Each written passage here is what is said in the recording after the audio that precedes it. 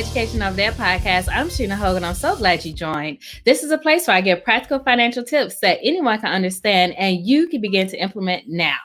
Season 3, we will have a guest sharing with you their money story and providing helpful tips for young professionals as they transition into adulthood. My hope is that you leave this conversation with a new tip, strategy, or perspective that you can implement today. The Education Over Dad podcast is now streaming on Spotify, so be sure to check us out there and become a monthly supporter for as little as 99 cents per month. And if you haven't visited our website yet at educationoverdad.com, check us out so that you can learn more about what we're doing in the community and become a supporter. Today's guest is Ms. Dr. Camille Jones. Dr. Camille Jones is a recognized psychotherapist in the Washington, D.C. metropolitan area. Dr. Jones earned her doctoral degree from the University of Southern California, where she focused on family dynamics and trends with a special emphasis on divorce trauma in school-aged youth. She oversees a flagship of federal occupational health and work-life balance programs, where she has become a standout cultural transformation advisor and advocate for wellness in the workplace via employee assistance programming. Dr. Jones is also a celebrated private practitioner for couples, hosting relationship restoration retreats and family rebuilding symposiums. In her free time, she is a mother of 3 of the best modes of inspiration as a person can ask for, her children. Together, her and her husband Jerome launched 2 real estate investment firms that has flourished since its inception in 2017. And most recently, Dr. Jones has added the title of farmer to her credentials by purchasing over 88 acres of farmland to build a wellness retreat. Please help me welcome to the show, Ms. Dr. Camille Jones. Good morning, good day. Happy every day, everyone. I hope I come to you bringing you good joy and cheer. Yes, thank you so much for joining me, Camille. I am so excited to have you on my show. I always like to tell my guests how we met, and me and Dr. Camille met at the First Baptist Church of Glenarden, where we both served in ministries, and we've just developed a friendship over the years. And I'm so glad to have you here with me. So thanks for joining. Anytime I can help support the endeavors of a dynamic disciple as well as uplift the community, I'll be on the scene. Well, thank you. So we're going to talk about really mental health and money. And I really wanted to just start off with your story, kind of like what helped shape your thoughts about money growing up and where you are today. I am one of those. I grew up in New York. I'm a native New Yorker, so I talk kind of fast, so I'll try to hold it together for this podcast. I grew up in New York. I grew up in a 2-parent household, sort of like the Cosbys, only to realize when I got older that we were nowhere near the Cosbys. But I grew up with 2 parents who were shepherds of working together to get it done. I like to say I didn't go without, but I didn't have all I wanted. For example, growing up in New York, you had to have the latest fashions. You had to be the flyest mommy on the black 5411s, an 8-ball jacket, cross colors, everything from back in the day, some Timbs, anything like that. But my mom and dad was about like Sears and Burlington Coat Factory. So I just had to have a crisp iron to make sure I was neat and clean. And so I grew up always wanting those things. I didn't understand the disconnect of why could everybody else have that and why couldn't I? I had a number of my friends who got free lunch, but they were in some fly gear. I didn't qualify for free lunch. And so I later recognized that I had 2 parents that were in that population called middle class that is often forgotten. Like, we're not rich, but we 2 decisions away from being poor. The lights were always on. We did go through that situation. Young people won't realize this, but when your phone was in the process of getting cut off, the first step they took was cutting off you being able to dial out. That was the first step. So I did encounter that as a child. That was my understanding of, I want to live better when I get old. I want to be able to buy the things I want when I want them. And I want to be able to have, whatever my heart desires. My parents grew up with this mythology of need, want, and got to have. And I said I would never live like that, because that want and got to have, nobody ever understood. Those were the same things in a young person's life. But now being older, I recognize the value in the dollar. And I recognize the stretch you need to have when it comes to diversifying your ability to take care of yourself and stabilize yourself. And so that's really how I launched with Money Dynamics. And I really launched from a place of, when I get older, I'm gonna be in Gucci and gold my whole life. And then you get to this point where you realize what matters, what's significant. And to now, now my matters are legacy. Like I said, I'm the mother of 3 little ones. And it's like showing them that if you diversify, plan early, pitch into, what we have here is 4 different pots that we fit into. We tithe, we save, we invest, and we spend. And that's the model that we're raising our children under. And so it's making sure that they understand when we say tithe, it's not just to church, but it's to community. It's to those who don't have. We recycle the kids' toys, we recycle the kids' clothes, and so we can pour that back in the community. And we do a great deal of just teaching stewardshipness. I didn't grow up with that conversation about credit, but I was raised. My father was an accountant. He was a CPA. But his methodology of teaching was save your money. And his one thing was always have $10,000 in the bank. Whatever you get into, whatever trouble, whatever hits you in the head, $10,000 will get you out of it initially, or at least stabilize it till you can get forward. And I hate to say, the day that he passed away, I had $10,000 in the bank, like he said, so we could bury him basically. But it was just like, Dad's teachings never stopped. And I just don't think we have those conversations, particularly in the African-American community household. Yeah. And with that being said, having those conversations, well, first, it seemed like you learned a lot just growing up and just how you structure your family dynamics or your money dynamics now with your children. So that's all great to hear. I think we don't have a lot of those conversations, but I think it's becoming more of a popular thing and people are starting to talk a little bit more about money. Have you found, since you work with a lot of people, that mental health can sometimes impact money, or what's this impact has been on like people's financial wellness as a result of their mental health? As a clinician, specifically working with couples, finances are the biggest divider when it comes to love and stability, primarily because you never had that pre-conversation. Before we decided to quote unquote do this, I didn't know your credit worthiness. I never asked because quote unquote, those are private things. But I'm willing to take my clothes off, roll around with you, give you all of this privacy, but your credit score is a secret. And I try to tell people that is an impact. It impacts how you communicate, how you interact with each other, how you engage, because that is one of the first indicators that we're not aligned. Finances play on your mental health and wellness because it's a stressor. It's a stressor. Those envelopes that come in the mail that start changing colors, they get white, then they got a little light pink, then they got a little deeper pink, then they just blatant fire engine red. Those phone calls that are coming in, you having to dodge people on the phone, that's a chore. That's a chore. Or being in that stress of mind frame of what are we going to choose today? Lights, shelter, gas, food. That plays that weighs heavy on the on your mental wellness. And a lot of it comes from you work from a place of avoidance. You cannot avoid debt. You cannot avoid financial conversations. It's important that even if no one ever had the conversation with you as a child, that you have it with your children. Like in this household, we preach entrepreneurship, we preach creativity, and we're raising builders. You need to have, and we're finding that alleviates a lot of the stressors that go on children. When we talk to them, like, Mommy, I really want this. I'm like, okay, well, what's your plan? What's your plan to obtain it? Like, how's your stock portfolio doing? What's your piggy bank looking like? Just having those conversations. And even as an adult, I really need this Gucci bag. Okay, well, what's your stock portfolio looking like? What's your savings looking like? I want to take this vacation. I really can't work for anybody anymore.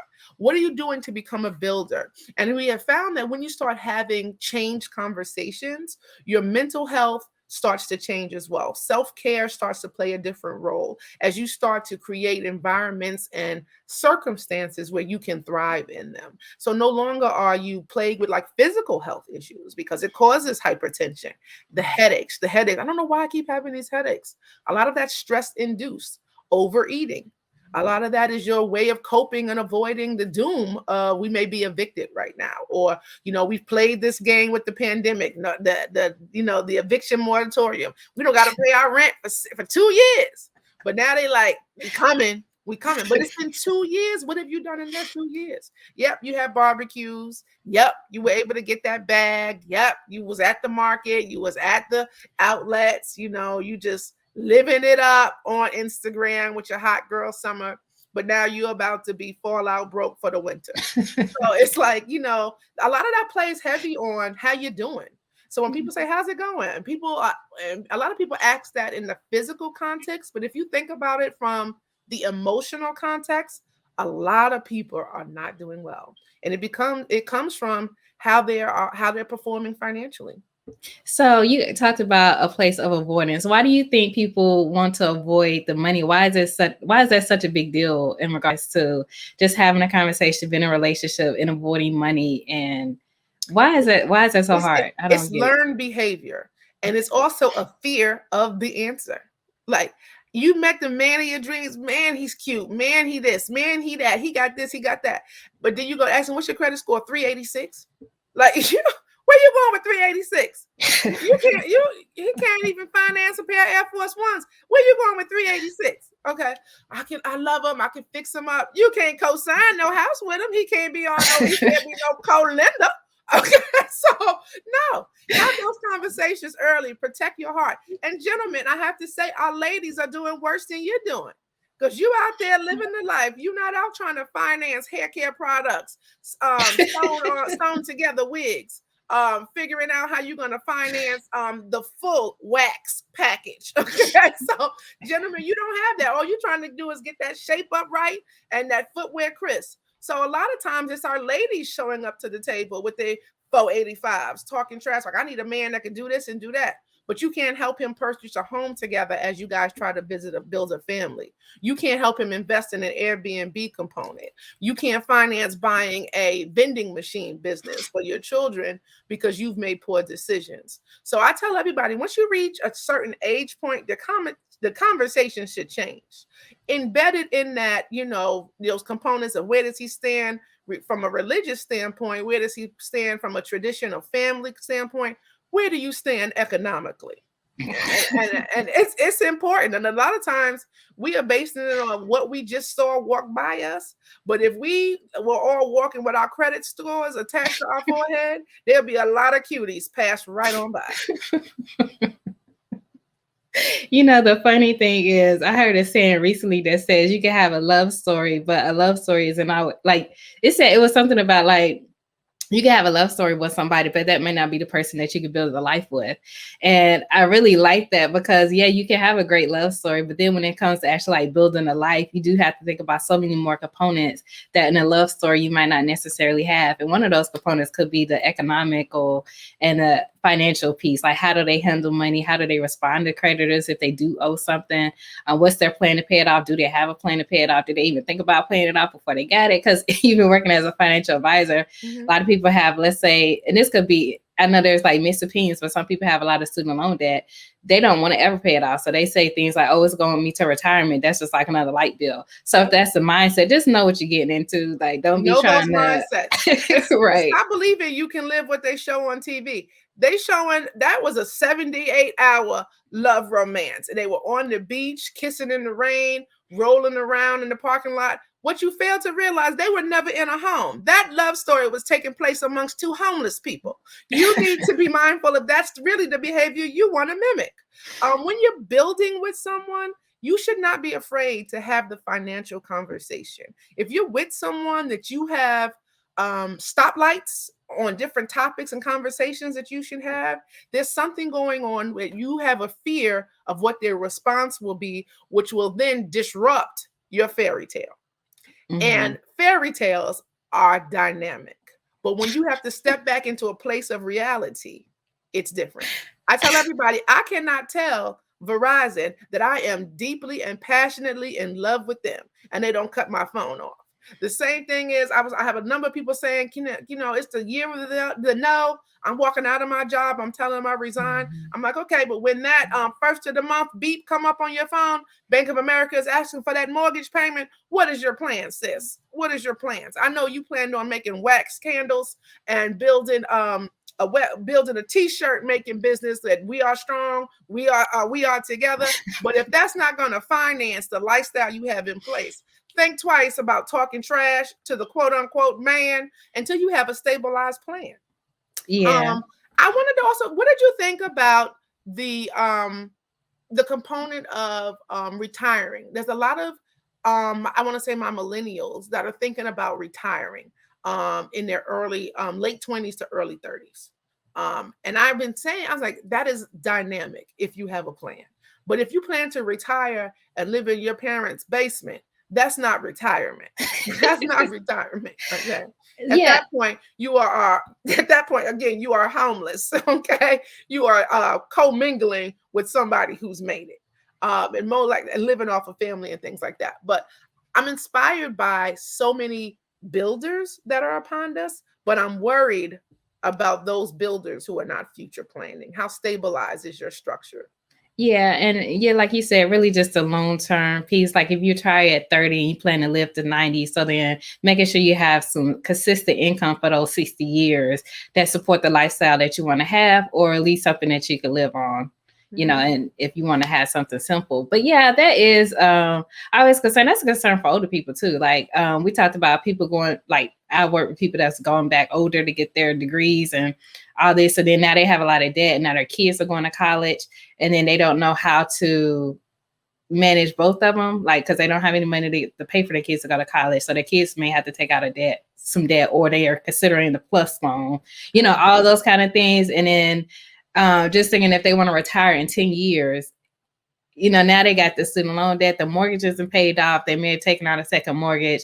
So just thinking about all those things and how they impact you and your longevity, like with consistent income. If you do have some type of annuity products, what is the income structure going to be on that annuity product? Is that enough supplemented with your Social Security or whatever? But just all those things people have to think about. And then also healthcare. People forget about healthcare. I think healthcare and long-term healthcare. Like if it is a cost to be a caregiver to someone who can no longer care for themselves and someone who has not planned. I have also found that death is becoming very costly for families because the person who's passed has not handled affairs, and there is a host of debt left on the estate, yet left with the family. And we found homes that have been in families for generations being seized because they haven't been a planner. How many people have their wills and testimonies in place? How many have put items in trust for their children? But these are conversations that we avoid because of the mental stressors that come with them. You figured I'm gonna do it tomorrow. That was a conversation at 21. Now we're at 53. And we never took the time to do it yesterday. So now we're worried about tomorrow. And those stressors overcome someone. We find that plan of retirement gets pushed back. We find there's more individuals working longer in the work environment. Right now, I have 70-year-olds still pushing strong in the work environment. I'm talking about Monday through Friday, 9 to 5s. Just for that stabilization component because planning didn't happen. But we can change this narrative. I celebrate what you bring to the table, Sheena, because it's an education that has been far removed from conversations, not just with our youth, but with our middle-aged adults as well. And a lot of them say, no one ever stopped to tell me about this. I'm like, sweetheart, this is the day and age of the internet. The same way you can keep up with what's going on the Love and Hip Hop of Atlanta reunion, you can keep up on how your portfolio is going. It's just about where you're investing your energy, talent, and research time. And so I tell everybody, stop with the tomorrows. Today is the time to press start. Even if you have to figure out that you are far behind, there's time to plan. It may not be when you retire in that $1 million home, but we can help you from retiring in that bus lot where you were just, sitting on the curb with a cup talking about, I didn't do well with my yesterdays. Right. Yeah, I think that's all good. I don't know what the challenge is sometimes with the planning. I think it's not so much as the plan, because you could go and do a financial plan with people. It's the actual doing, like the execution, the action. Yeah, the execution of the plan, putting it into action. So sometimes I find, as when I was working with clients, that could be the challenge, and then just helping them understand the systems or the strategies to get there. But yeah, I think people get so caught up in the current today situation and trying to be so fashionable and Put I BI on the wasn't Adams, gram. and now I'm a Jones. So that whole keeping up with the Joneses Yeah. component, I get it. But there are some trends that we really have to dismiss. GoFundMe is not the replacement for life insurance. It's not. Okay, it's not. So that's something that's a narrative we have to stomp out like we would stomp out something crawling on the floor, because that's not planning, and that's not a stabilized something you can execute. You could be loved, your story could be tragic, people can add in, but it is not okay to not have a plan, especially if you're a parent. Don't put that burden on your children. I will say, like I said earlier, I had lost my dad, but he had so many things in place that it was simply just saying, dad has gone, dad has transitioned, and just the doors just open of what we needed to do, from life insurance to the covering of the home to being able to care for us. We were older. I was in my late 20s when I lost my dad, but there are some children who lose their dads when they're 9, 7. Like, so there's no such thing as like, we didn't have time to put a plan together. The time is now. So I want you to keep having those conversations, Sheena, because it also helps alleviate the burden of worry that age us as well. When you know you've taken care of business, so I can go out tomorrow, something happened to me, I know my children are going to be okay. I know how I've made sure that my estate will take care of the debt that I have, that does not transition to the next generation. And then this is the season of checking our children into college. We're dropping them off, some of them virtual, some of them straight to the dorm. Are you dropping them off already behind the curve because they had to take out a loan because you didn't plan? Or are you dropping them off with the worry of, I know I'm about to create a pile of debt for them before they can even get started with their life? You can change that narrative by making sure you take care of the things today. Yeah, that's so good. I think what are your thoughts? We talked about the money. What are your thoughts about other things that you feel like parents could do to help prepare their child to be successful in college and life beyond, like as they get older? I don't know if this is still the trend, but when I was in college, there was always credit card companies on campus giving away free stuff, and all we had to do was sign up. And I fell into that as well. I went and signed up for a Discover card so that I could get one of those insulated water bottles and a poncho. So that's what I fell for, even with this CPA father of mine. And that Discover card that I opened at 17 on the campus of the University of Maryland at College Park, I did not pay off until I was 36 years old. Okay. 36 years old. Do you know how much money they got out of me in that 11-year span? And I can't even tell you where that water mug, the insulated water mug or poncho is. But it's like, it's important that parents have conversations with their children about the okie doke. If you want to invest in something for your children, when they say they want to move off campus, get them a condo. Put them on that. Let them be a co-owner of the condo. And if it could be a house where perhaps they live in one room and they're renting the rooms to their friends. Teach them to be a steward of always having cash flow, multiple streams of cash flow. Teach them how to go to sleep, and while they're sleeping, they're still making money. Or the whole thing we talked about, if you don't want to give them a condo, you want to perhaps maybe get them a vending machine business where they know where their crew goes. They know where everybody's up late at night trying to make papers and things like that. Start a vending machine company. And that vending machine, every time you hit a little nugget, those little numbers bing, that's money in the pocket. People sleep on coins, but coins add up to dollars. Right. I have a 10-year-old right now that has had 2 businesses. For parents who know what I'm talking about, she makes slime. Probably the worst thing God could have ever given children the talent to do, especially in a house that has carpet. But I'm not stomping her creativity or her creative mind, because she has done it. She found out what her friends were into, and she started making the things that she wanted. But she didn't just make slime. Her slime has a scent to it. So it's like that. She has slime. She has unicorn slime where it's all different colors. I mean, she has perfected the recipe of slime. Then before that, she has something that's called KJ Fashion Shows, where she's just making her clothes. Like, I'm a thrifter. I love the thrift store. I love vintage items, my Hong Kong earrings, my necklace, and things like that. I started Kennedy tagging along with me. So where her friends may be all into this justice sequence and all that kind of stuff, she was in the thrift store with me like, Mama, we buy this, we can take this and we can cut it and we can make patches of the sequence on and we can draw it. She started creating her own little fashion line. People saw her. People started buying her outfits. We're in organizations as a family. And so they needed t-shirts that, that said little things that they like. Kenny was 7. Who else doesn't want to buy from a 7-year-old? She's killing the Girl Scout cookie market right now. So I said, go for it. So it's just like teaching them that a job is something that you can have, but a career, creativity, the art of being a builder was something that will always help ensure you can survive.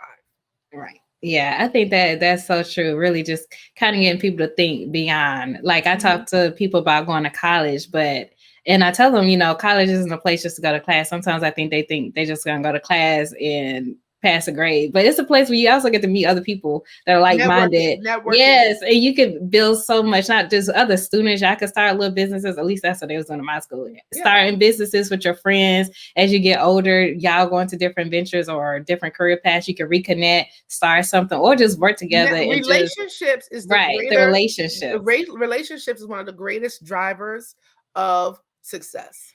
Primarily, and I tell people all the time, your circle matters. If you have a circle where nobody's growing, nobody's doing anything, nobody is advancing, you don't have a circle. At that point, you have a cage. You have a cage because everybody's stuck and stalled. But if you have a circle where everybody's celebrating each other, like my circle, I am just the lowest of the totem pole in my circle because I'm striving to get wherever. And once I get to the top of that totem pole, I got to find a new circle. My circle got to keep expanding. And I tell people all the time, but I have the friends I've had since high school, the friends I've made that freshman year when I came into campus, not knowing anything about life or the real world. Those friends, but then my relationships matured. And you have to do that. I had my doctoral program, the friends I've made from that doctoral program from, I live in the DC area right now, but I have made lifelong friends with folks that are out in California to the point where we're building things together. When I have an opportunity, we share the wealth so that everybody's resume is ballooning together. It may be in different avenues. You think about college, there's always one friend that can do hair, one friend that can write papers, and one friend with the car. So like everybody's a contributor to the relationship. And, continue to grow those spirits as you get. And then also relationships that can be toxic, the spenders. Like I love to travel the world. But I have planned so that I can do that. My children, I'm raising bilingual children so that no matter what environment they step into, they can speak. I just spent 11 days in Cartagena, Colombia with my 10-year-old who goes to a bilingual school, and just watching her being able to be in an element where she could speak the language, order food, help me with my New York Spanglish, help have those kind of things. So when you think about education, when you think about it has to be widespread. It's got to be a dynamic where you can diversify yourself and really thrive. And it just alleviates so many of those mental health barriers that come with being stalled. But if you start those conversations, people go, where do I start? And I always tell everybody by putting one foot in front of the other. You can't stand still if you want to start. And that goes to your comment about how you can build a financial plan for somebody all day long. But until they put one foot in front of the other and start, that's just a plan on a sheet of paper that hasn't been enacted. Right. That's so good. So you shared so much with us, Dr. Camille. So before we go, I like to do a rapid fire questions. So I like to ask my guests a few rapid fire questions to see what happens off the top of your head. All right. So you ready? Right. First thing, OJ did it. I ain't on it like okay. So my first question is paper or plastic? I'm a paper girl. Okay, that's great. And my second question is, what's the best advice you've received or the worst advice you received that you think we should completely disregard? The best advice I've received is give it a shot. Give it a shot. Get out there and try it. Give it a shot. If you don't like it, you can say you've had the experience. The worst advice I experienced is give it a shot. Like, oh my God, I tried. I was like, oh, we ain't say to do it like that, girl. What happened to you? Now, why is that the worst advice if it's both good and bad? Why is it worse? Be killed in these streets, giving it a shot. or give him a chance. Girl, let me tell you about the rebound brother. He gonna ruin your credit, move a dog into your house, have you out there promoting his demo. Oh God, girl, no. That's probably the worst and the best advice I've received. But the best advice I will say is give it a shot with limits and parameters. And really anybody who tries to curtail your freedom of exploration, creativity, and effort is somebody you should probably steer clear of. Now, there's those parents who are like, that's different. That's different parental advice when it's like, hey, hold on. But then there's those people that you shoot an idea at, and the first thing they do is come up with six reasons why it won't work. You want somebody to explore with you of how it can explode. So that's my best advice, is stay away from people who say you can't do it. Okay. And then my last question is, recently Van Jones was offered $100 million from Jeff Bezos, and he said, do with it what you want. If someone called you tomorrow and gave you $100 million, what would you do with it? Got $100 million. And this is so ironic. I've been thinking about this crowdfunding, but I'm going to build. And I know I've been saying that a couple of times. I'm gonna build, and when I say build, I'm gonna build something that creates magnificent income and flow for others. And income, people think from a financial standpoint, but I think of income as just an exchange of advancement and growth. So it could be emotional income, it could be economic income, it could be social income. But I would take $100 million and build me just this wellness resource for folks. Even if it's like little tiny huts that people can come and just seclude in, or a place where they can come to get informed, educated, a place where they can just come and just rinse off, and just to start fresh and start anew. $100 million, I would totally build a community. That's good. That's good. All right. Well, thank you so much, Dr. Camille Adams-Jones, for joining us on our show tonight. How can people get in contact with you? Well, I'm on Instagram as MrsDocJones. That's MrsDocJones. I'm on Twitter also as MrsDocJones, MrsJones. So, and I'm a frequent flyer of mental health tips and survival. So if you follow me on Twitter, every day you can get a little nugget of how you can work to advance and just pull yourself together. And I come from a place of like realness. Sweetheart, I'm a New Yorker. So we don't know how to do life, but do life well. I have that survival mentality ingrained in like, this is what it is. So I'm on Facebook as well as Camille Adams-Jones. I'm building a network of wellness. So if that's something you want to be a part of, reach out to me. I'm available anytime to collabo. All right. Well, thank you so much for joining our show today.